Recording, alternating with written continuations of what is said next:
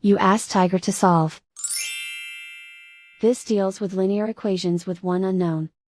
The final result is x equals 10/3. Let's solve it step by step. Simplify the expression. Expand the parentheses. Simplify the arithmetic. Expand the parentheses. Simplify the arithmetic. Group like terms. Multiply the coefficients.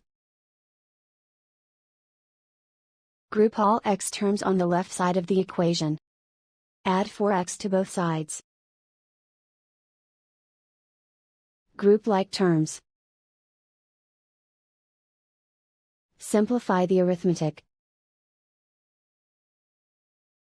Group like terms.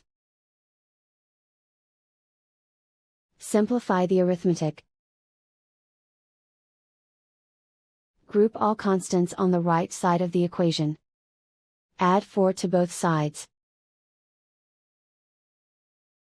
Simplify the arithmetic.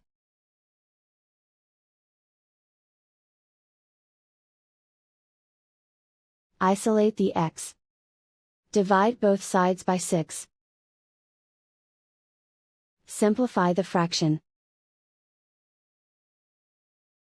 Find the greatest common factor of the numerator and denominator.